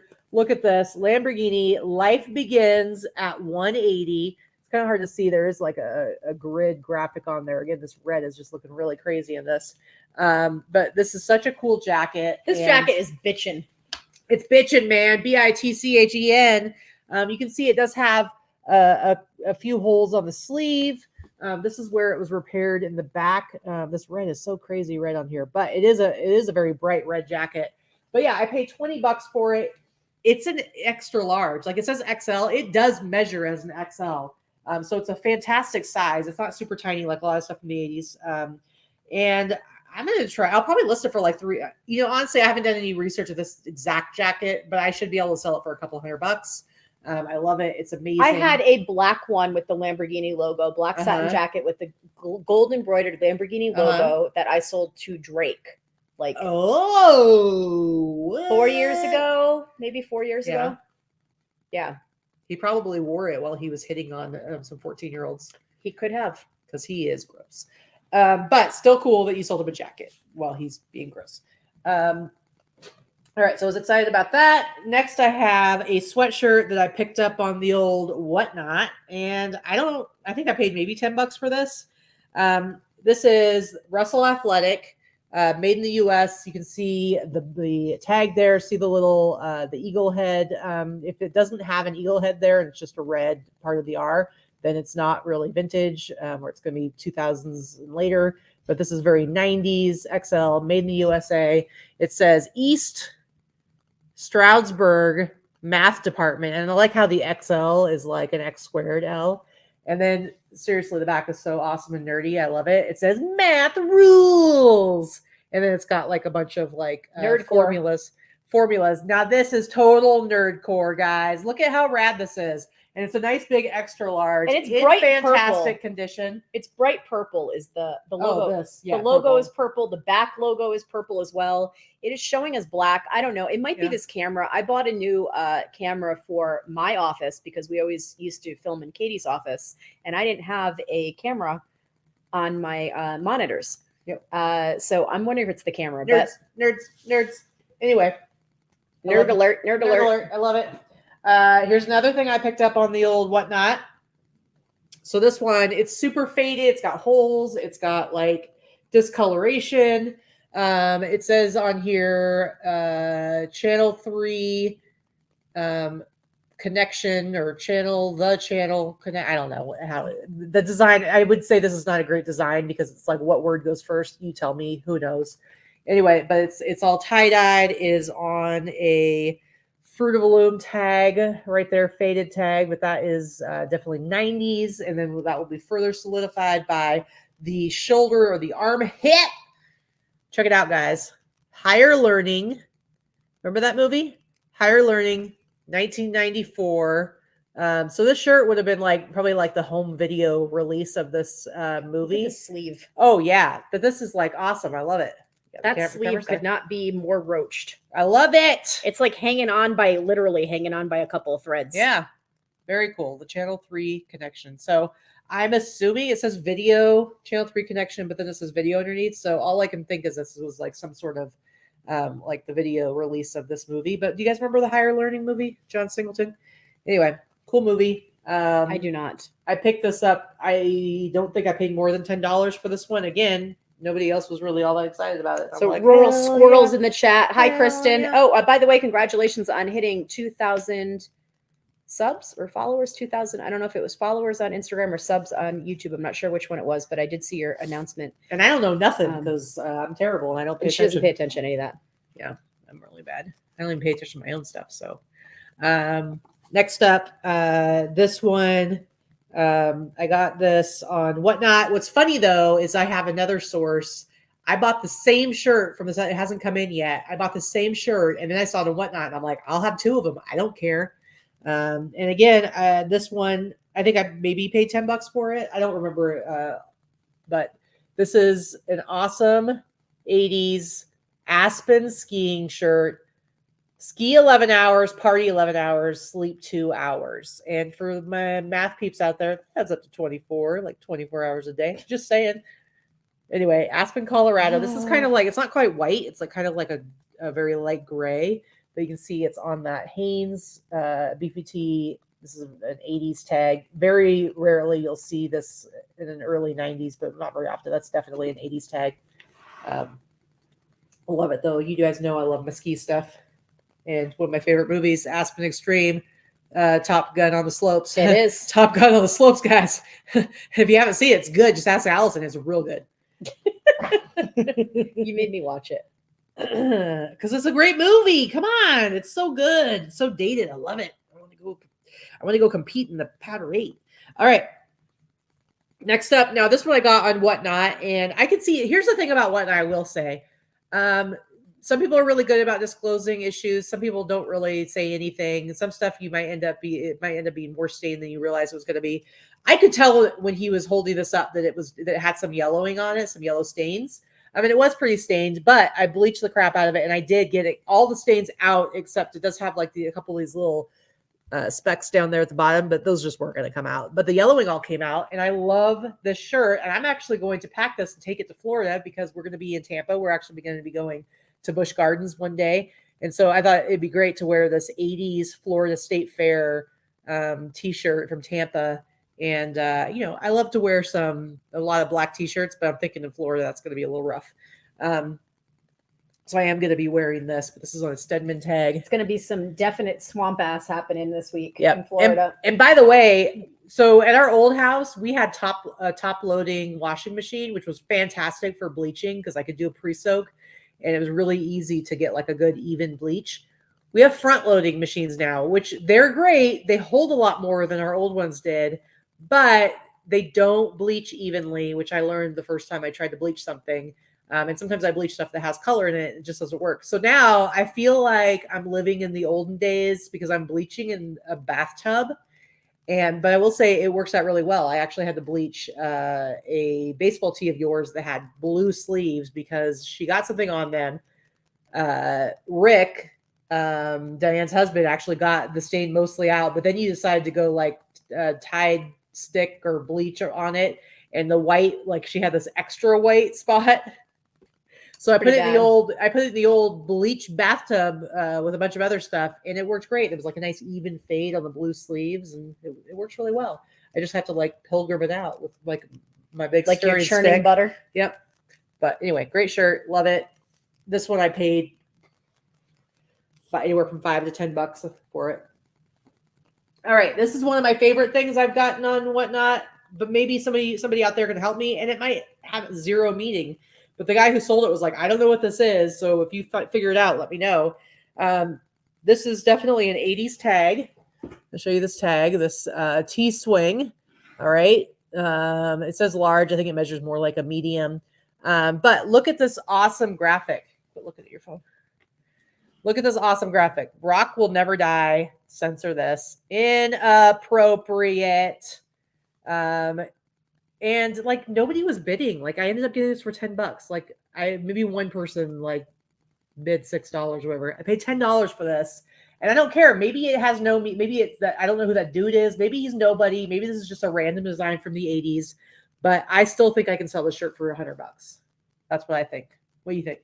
I got nothing. I have no idea what it is. You don't care? Do you like it? I like it, but I don't know what it means. Dana likes it. What do you mean you don't know what it means? It means censor this and it's pointing as dick. What do you mean you don't know what it means? You're like going censor this. I get that. Mother-effer. I get it, but geez, shut up.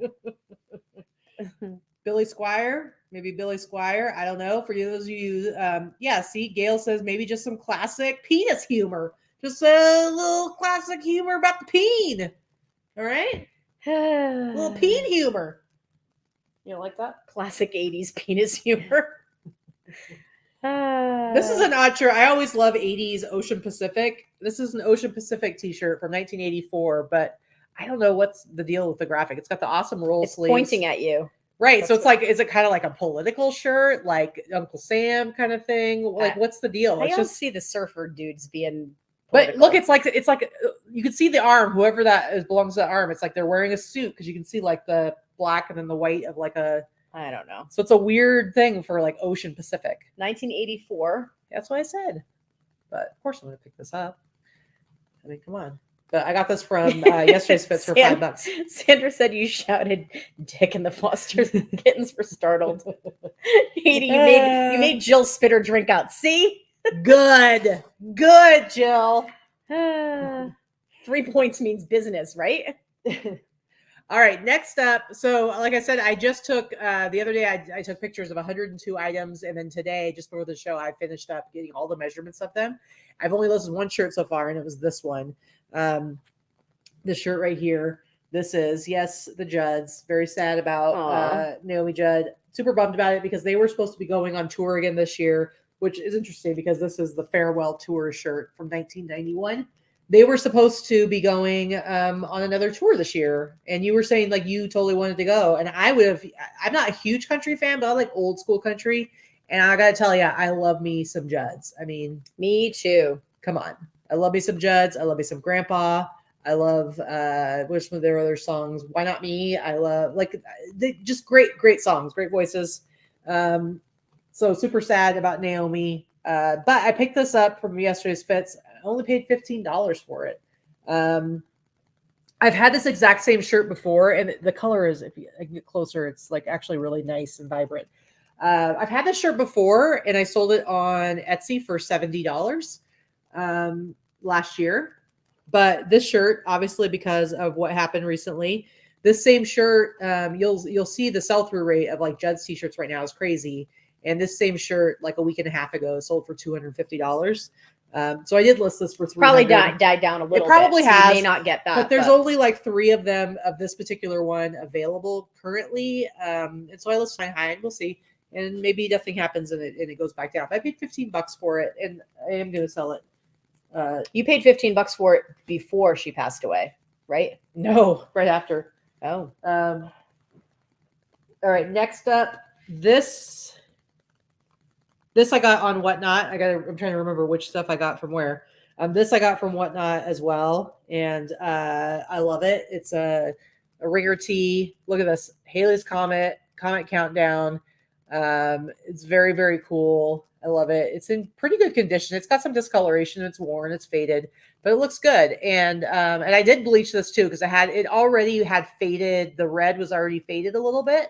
So I wasn't worried about any kind of bleeding or issues there, but it had some stains. And so I went ahead and bleached it because I'm like, it's fine if this lightens up a little bit more because it's an old shirt, but super cool. I had a Halley's Comet sweatshirt that I had sold this last year. If anybody remembers, I sold for like $200. So I will definitely list this one up. At least it'll be at least 100, if not more. The sweatshirt was different because it was like it was very cool and unique. But I'm sure there's probably a million Haley's Comets t-shirts of some sort out there. Next up, I think I got this from the $5 pile at the Silverton. And I grabbed it because, I mean, come on. This is like some guy, Mr. Rogers for second lieutenant governor. So I haven't done any research. I don't know. This is from the 90s. But, I mean, come on. It's just like this dude's face in the middle of a T-shirt. With a sticker. I love it. With the sticker on there, yes. The sticker, which I'm glad, thank God the sticker's on there because had I found it, I still would have bought it because I just think it's funny. I still would have bought it, but I would have had no idea like how to even research it. It would just would have been like just been a picture. It just would have been like dude face on T-shirt. My dad's face on T-shirt. But you can see it's a Fruit of the Loom tag. It's a nice big shirt. And it's clearly dead stock. But yeah, I got this for $5, and yeah, I like weird shit like this. So it's a weird one. I think it's entertaining. At the bins, I found a handful of things for Vikki, but I was really excited when I picked this up, guys. And if you know me well, you know how excited I was to get this. It is a very small shirt.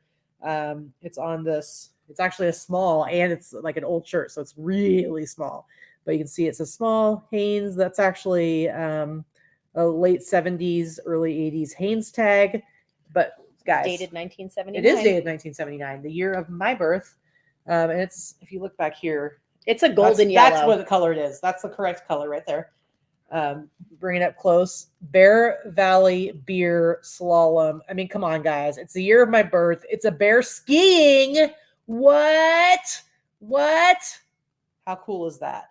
So when I pulled this out, I'm like, oh my God, I can't believe this is happening to me. And it's so amazing. T-shirt bros missed it. So love it. There aren't too many T-shirt bros on Saturdays. Yeah, but they were definitely there. All right, next up, I don't know what this is. I haven't looked it up, so maybe somebody out there knows.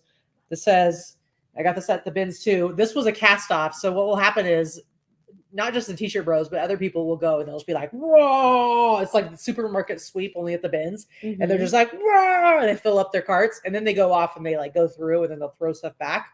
And sometimes you'll find some really cool stuff. This was one of the ones that was like randomly, I could tell somebody had just thrown it back in.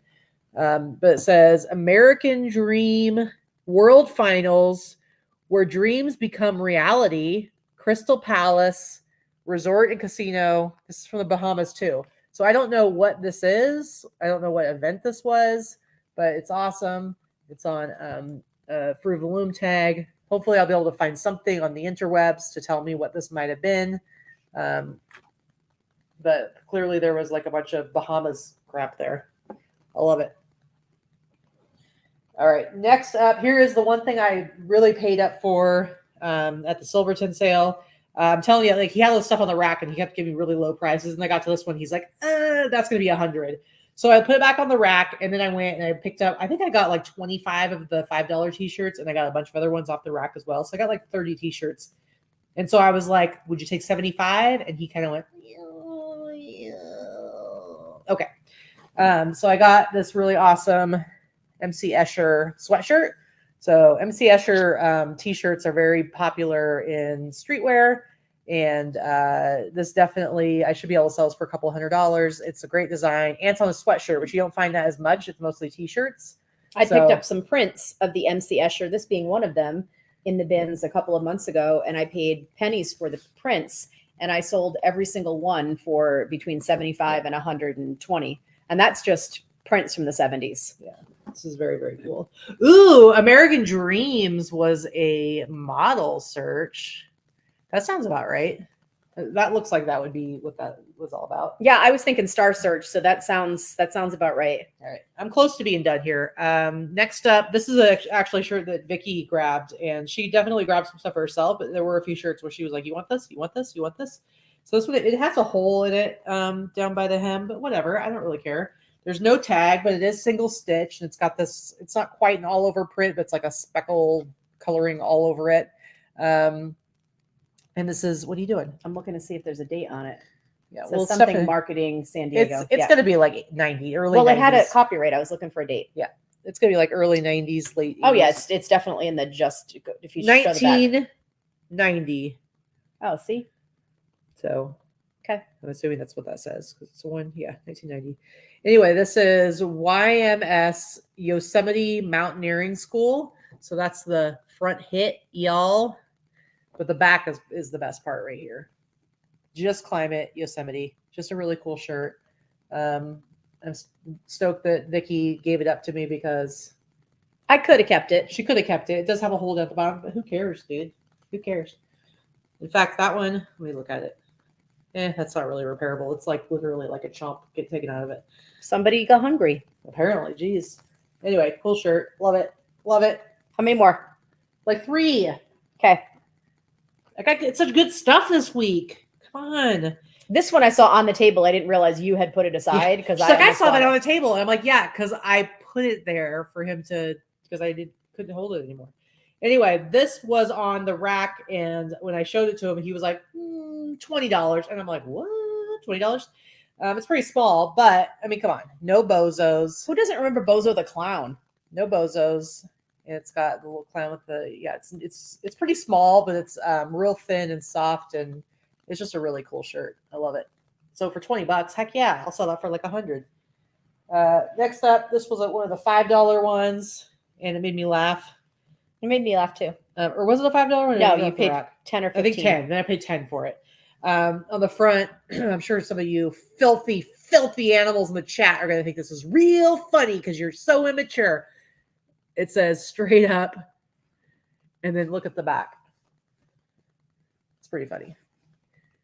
It's lots of inappropriate positions of that martini glass and olive. Martini and olive getting it on. Inappropriate. Straight up, that's heavy. Anyway, this is on the all style tag right there. So it's a 90s shirt, and it's double stitch all around, but that tag is definitely going to be probably late 90s, except in Mexico from US fabric. So he, ha ha ha. It's funny, and it's a dirty martini, of course. Ha ha ha! Dirty martini. Straight up. All right, last thing. Now, this one was on the rack as well, and I think $10. It was like, I was surprised when he said $10. You guys know how I do with the Jesus tees. It's not like a secret in the streetwear community that they do well. But I paid like $10 for this one, and I love the graphic. It says Jesus, and you can see it looks like the Pepsi symbol. It's like the Pepsi new but this generation. One, but I feel like this one's even better than ones I've seen before because usually it just looks like the regular Pepsi symbol, and it'll say Jesus. This one they actually do the Jesus fish in the blue and the red. And I think it's even more clever. And it says, "Nothing else will satisfy your soul." And then it's got some Bible verses on there. But that's the back, and then this is the front, and this is good old Jesus core. Single stitch all around, and it's on the old soft tee tag, and it's nice big size too. It says 2XL. I think it actually does measure like a 2XL. It's pretty big. So really, really good size, and it's vintage. Like fan-flippin-tastic. I actually had a hard time picking stuff to show, and this is what I narrowed down was this huge stack. And that's it. That is it, guys. This was an extra long show. We had a lot of chatting and a lot of things to get through earlier on in the show, but definitely appreciate it. Well over 100 of you guys were tuned in. I think we had 130 at one point, and we still have over 110 people watching an hour and 40 some odd minutes in. So thank you. Thank you. We appreciate it. And like I said, make sure go check out Greg's GoFundMe. Even if you can't give, I think you can follow a GoFundMe so you get notifications of updates and stuff. And I did, like I said, I updated with Greg's words that I pretty much read to you guys earlier. I've been terrible at doing the updates. I do apologize for that, but I will keep more on top of them when Greg gives them to me. Yes. And also remember, I am doing my first Whatnot show on Tuesday, so pay attention. I will be posting a video tomorrow. I'm going to show all the stuff. I'm just going to go through the rack as quickly as possible and show all the stuff that I'm going to be auctioning tomorrow, as well as show the ones I'm going to be doing a giveaway. And I'm going to have a question because the giveaway I'm doing for everybody who buys a shirt, the bingo giveaway, I haven't decided which shirt I want to give away. So I have 3 that are going to be possibilities. So if you watch the video tomorrow, you'll be able to comment down below which one you think I should have as my main giveaway. So a little interactive, a little participation, a little audience Sure. participation. Sure. Anyway, guys. All right, kids. So we will not have a show next Sunday. We will be in Florida. I know we take a lot of time off. Apologies. But I guarantee we're going to be doing a lot of footage. And if you are in the Florida area, please come and join us. Lori, I'm sorry that you're not going to be able to make it. I would have liked to have met you in person. Yeah. And if you're in the Florida area, it is in the Tampa area. I know some people are making an all-day trek of it to come out and hang out with us. And we do appreciate you taking the time to do that. And that's it. We'll see you in a couple weeks. Bye.